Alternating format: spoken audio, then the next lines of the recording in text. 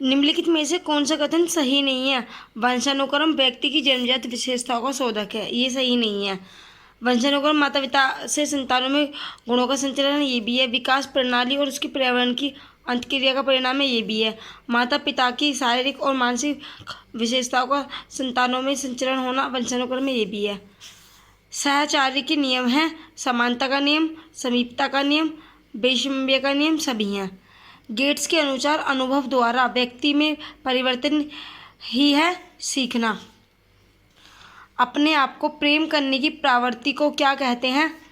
Narcissism की प्रवृत्ति।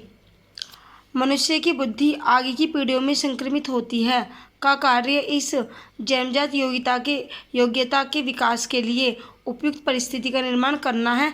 वातावरण पूरे आवर्ती वितरण के प्रतिनिधित्व करने वाले मान को कहा जाता है केंद्रवर्ती परिमाप का मान। पूरे आवर्ती वितरण के प्रतिनिधित्व करने वाले मान को केंद्रवर्ती परिमाप का मान कहा जाता है। निम्नलिखित में से कौन सी विशेषता आंतरिक रूप से अभिप्रेरित बच्चों के लिए सही नहीं है कि वे हमेशा सफल होते हैं? ये नहीं है। वे चुनौतीपूर्ण कार्य पसंद करते, ये भी है। वे कार्य के समय आनंद अनुभव करते, ये भी है। वे कठिन कार्यों में उच्च स्तर की ऊर्जा प्रदर्शित करते, ये भी है। बालक एक ऐसी पुस्तक है जिसका शिक्षक को आदोपरांत अध्ययन करना चाहिए। उपरोक्त कथन किसके द्वारा दिया गया है? रूसो के द्वारा। बालक एक ऐसी पुस्तक है जिसका शिक्षक को आदोपरांत अध्ययन करना चाहिए।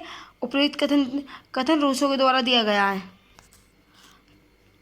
बाल मनोविज्ञान के अनुसार शिक्षा के क्षेत्र में मुख्य स्थान है बालक का। सामान्य से विशेष की तर्क की प्रक्रिया निम्नलिखित में से कौन सी पद्धति में है? निगमनात्मक पद्धति में है। सामान्य से विशेष की ओर। बालक की प्रमुख मनोवैज्ञानिक विशेषता क्या है? सामूहिकता की भावना।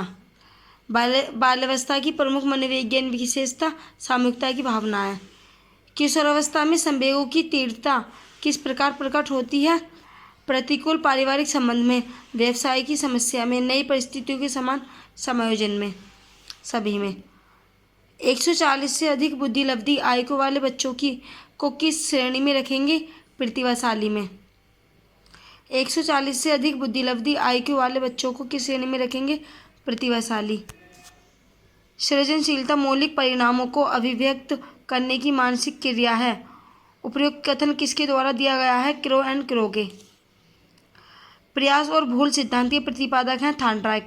प्रयास और भूल सिद्धांत के प्रतिपादक थॉर्नडाइक है। सीखने के पठार के निराकरण के लिए क्या नहीं करना चाहिए?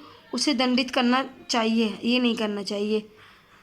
सीखने वालों को प्रेरित और प्रोत्साहित करना चाहिए। सीखने की अच्छी विधि का प्रयोग करना चाहिए। उसके कारणों का अध्ययन करना चाहिए।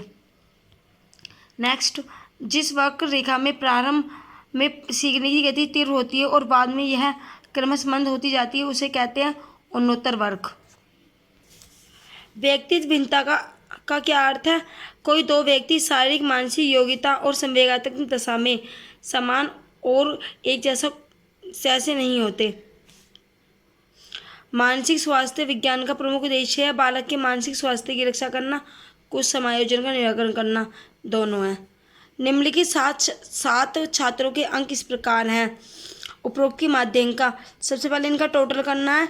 टोटल संख्या 2, 4, 6, 7 है। 7 को इससे डिवाइड कर देंगे, जो प्लस होकर आएगा फिर आंसर आ जाएगा 41 आएगा। इसमें 40 दे रखा है। रुचि का संबंध है अवधान से।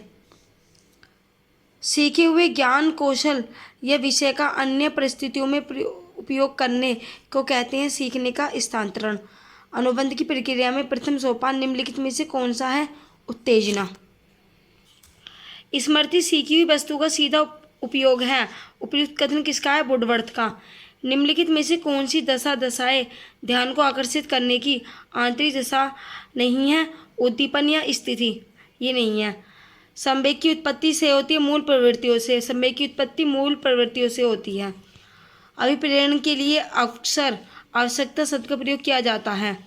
विद्यार्थियों में प्रत्यय विकास का निर्माण के लिए शिक्षक को सभी क्रिया करनी चाहिए सारी। चिंतन मानसिक क्रिया का ज्ञानात्मक पहलू है। चिंतन की यह परिभाषा किसने दी है? रोस ने। कल्पना के विकास के लिए उपयुक्त सभी क्रियाएं करनी चाहिए। ज्ञानेंद्रियों का परीक्षण करना चाहिए, कहानी सुनना चाहिए, रचनात्मक प्रवृत्ति के विकास पर ध्यान देना चाहिए।